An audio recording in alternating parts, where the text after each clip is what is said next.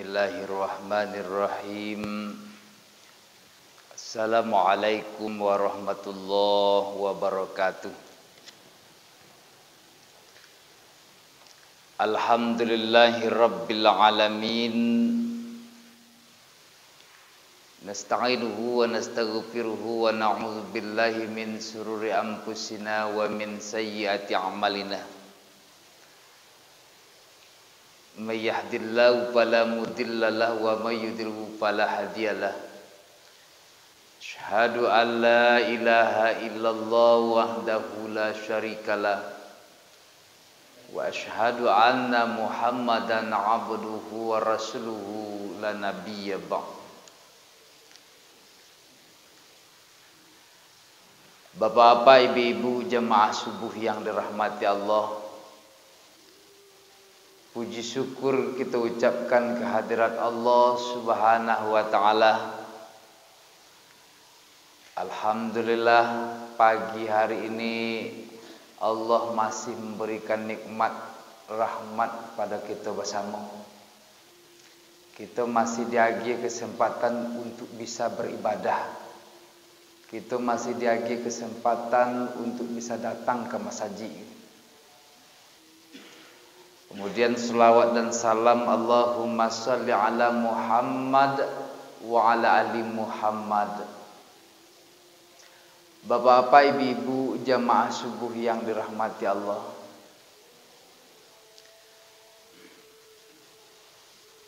kecik Rasulullah, ada 3 perkara yang akan merusak, atau ada 3 perkara yang akan mendatangkan malapetaka. Yang pertama, kecik Rasulullah tu al-aqu biwalidai. Orang-orang yang durhaka terhadap orang tuanya. Bapak-bapak, ibu-ibu, kini yang sedang banyak terjadi. Lah banyak kini anak-anak yang tidak menghormati orang tua.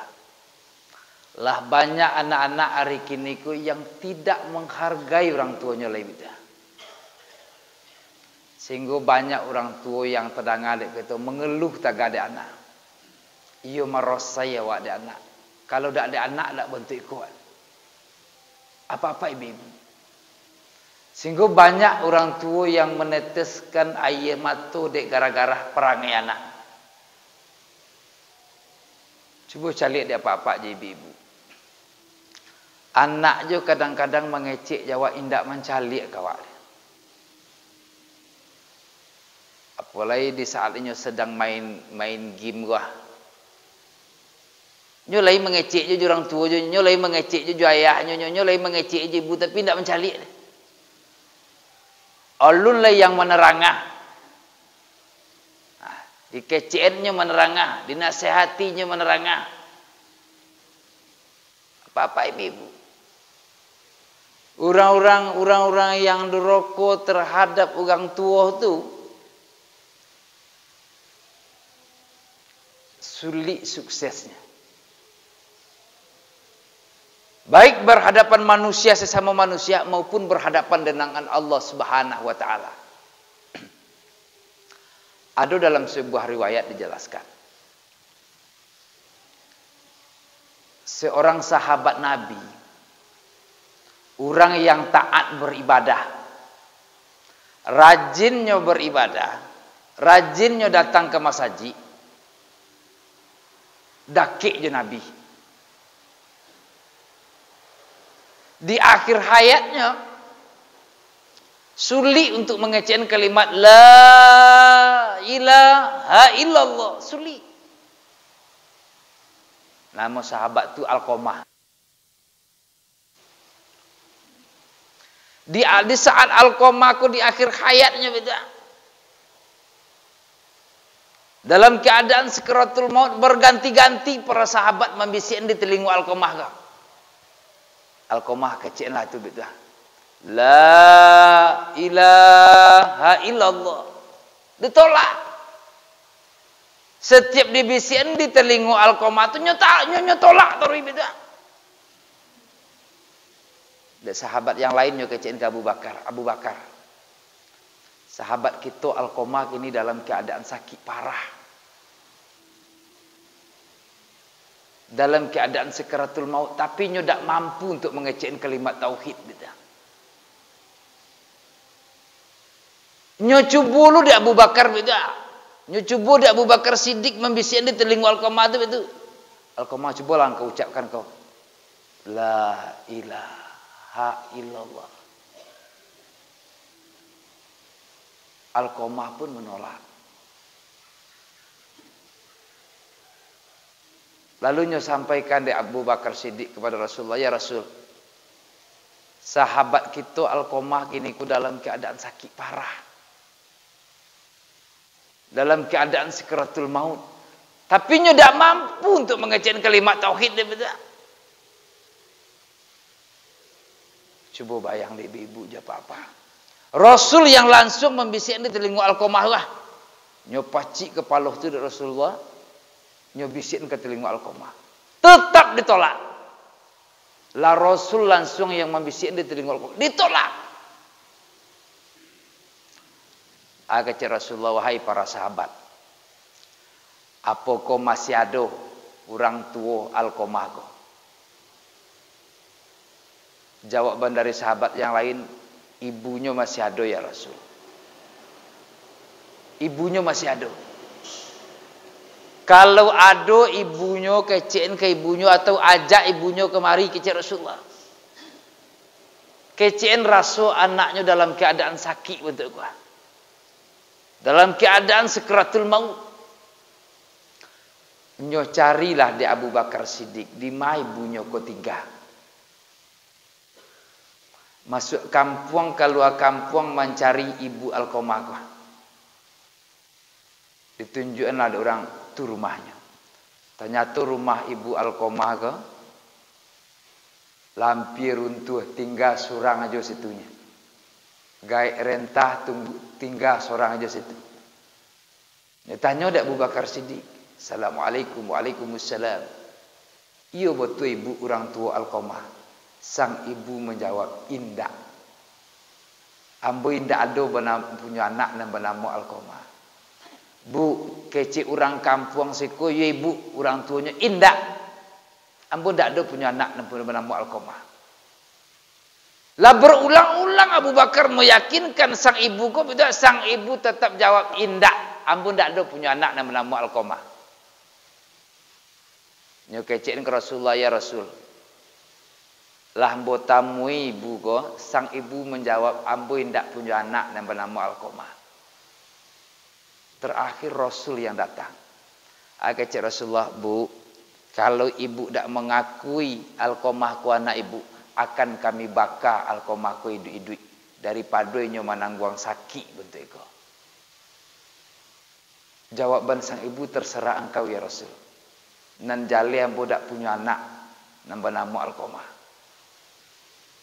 Kata Rasulullah, wahai para sahabat, kumpulan kayu bakar, iduin api kadang-kadang betul kita bakar Alqamah ku idu-idu daripada nyo menanggung sakit bentuk itu.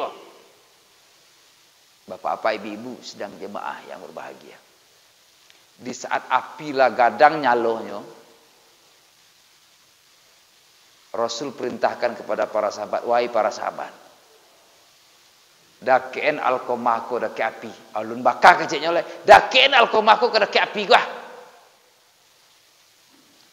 Ibu yang mayang tegah menculik anaknya disakiti, bu. Orang tua yang mayang tegah menculik anaknya dizalimi, tak akan ada.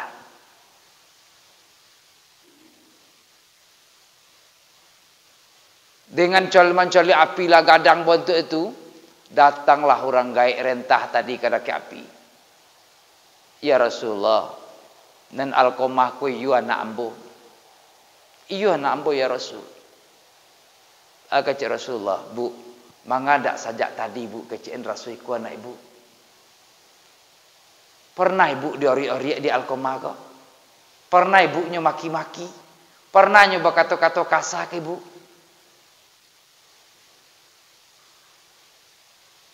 Kecik sang ibu, indak ada salahnya Alqamah ku ya Rasul. Alqamah ku anak orang elok. Inyo baik, inyo rajin beribadah, inyo rajin datang ke masjid, dakik je engkau.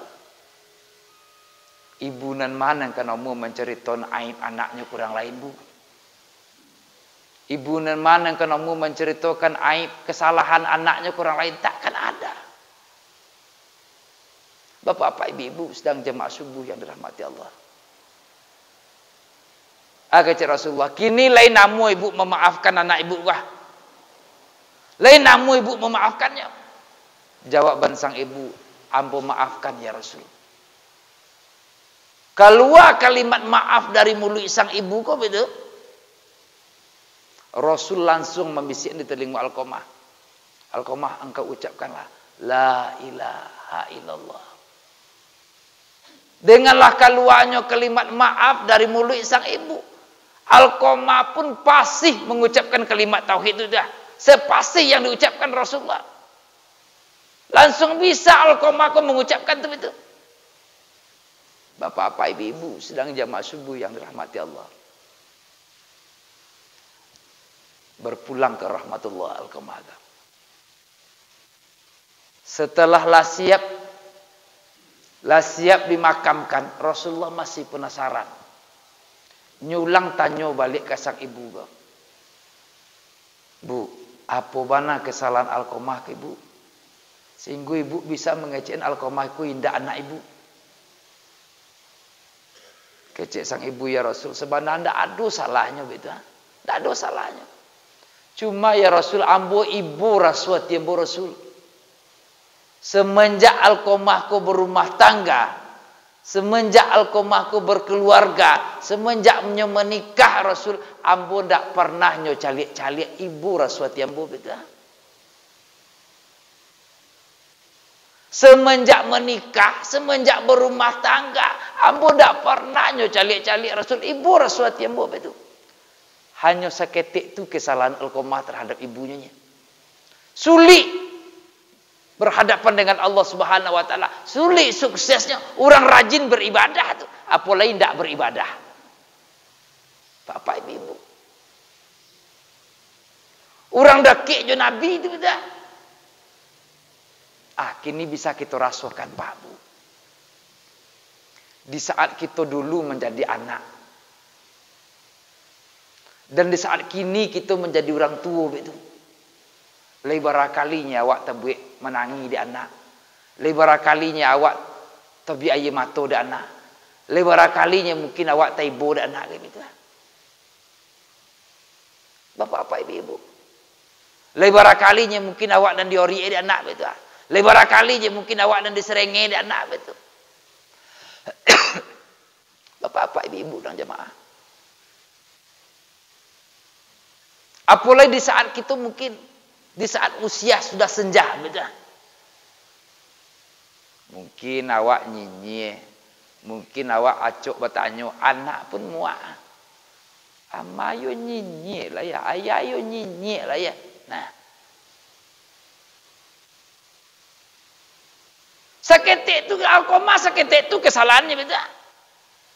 Bapak-bapak, ibu-ibu, bisa kita rasa-rasakan ke badan kita kini ke betul. Kita posisikan di waktu kita dulu menjadi anak dan kita posisikan kita menjadi orang tua kini ke. Bapak-bapak, ibu-ibu jemaah subuh yang dirahmati Allah. Maka Nabi katakan ridallahu fi ridah walidain, suktullahi fi suktu walidain. Keridhaan Allah terletak daripada ridhonya orang tua. Murkahnya Allah atau kemarahannya Allah juga terletak daripada marahnya orang tua. Bapak-bapak, ibu-ibu jamaah subuh yang dirahmati Allah. Jadi banyaknya datang musibah hari kini kok, dan banyaknya datang bencana hari kok, karena banyak anak-anak yang mendurhakai orang tuanya betul. Bapak-bapak, ibu-ibu jamaah subuh yang dirahmati Allah. Nah, sebab ibu-ibu apa-apa, doa orang tua itu makbul dan sumpahnya manjur.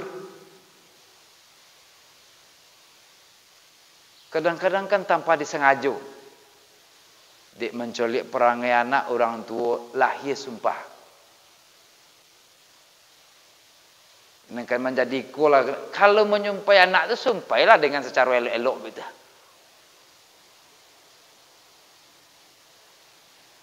Berang awak anak itu sumpai dengan secara elok gitu. Dia kan menjadi hafiz Quran lah besok anak. Kan menjadi guru lah dah gitu. Iko kan hendak menyumpai anak-anak kena makan harimau lah ndaknya dia. Bapak-bapak, ibu-ibu dan jemaah. Bakecian perangai anak sama je binatang betul. Kalau tak akan menjadi binatang minimal perangainya sama je itu betul. Nah, bapak ibu dan jemaah. Maka ridha Allah itu terletak daripada ridhonya orang tua. Murkahnya Allah juga terletak daripada murkahnya orang tua. Jadi jangan membentak lepa. Jangan menyerengi itu, jangan memaki-maki kecek para ulama, lupa saja mendoakan kedua orang tua termasuk kepada anak yang durhaka. Nah. Lupa saja mendoakan kedua orang tua itu termasuk kepada orang yang durhaka itu. Bapak-bapak, ibu-ibu. Nah. Maka semakin hari kita lihat di tengah-tengah apa yang terjadi di tengah-tengah umat, keberkahan semakin hari semakin hilang. Kena jauh dari ridhonya orang tua kita. Nah. Bapak-bapak, ibu-ibu jamaah subuh yang dirahmati Allah. Yang kedua, yang mendatangkan malapetaka itu kecek Rasulullah wa mudminal khamr.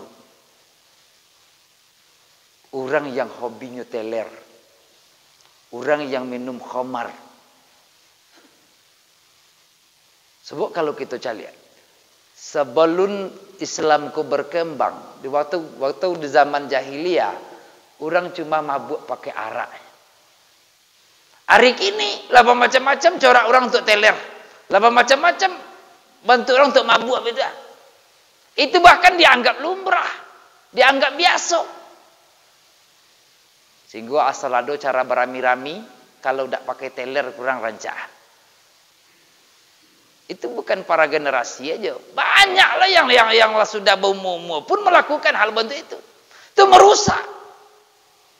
Macam-macam lah corak untuk pakai teler gini. Sehingga banyaklah para generasi awak yang dilendo di hal-hal bentuk itu gitu. Pakai narkoba, pakai sabu, pakai ganjo dan segala macam itu. Nah,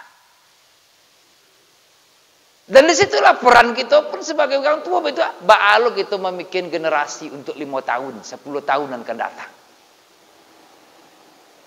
Bapak ibu, tak mau bentuk itu deh, nan lidi, nan ijuk, nan kini, nan bisu. Nan kan untuk bisu tu jak kini kita pikiran beta. Bapak-bapak, ibu-ibu. Sehingga kini sedang marak-maraknya bentuk itu kini. Itu sebutlah mungkin jadi kenakalan remaja. Itulah yang terjadi hari kini ke kita. Banyak yang berbuat teler atau suko berbuat mabuk begitu. Dan ketiga yang akan merusak atau yang mendatangkan malapetaka itu kecek Rasulullah wal mananu akto.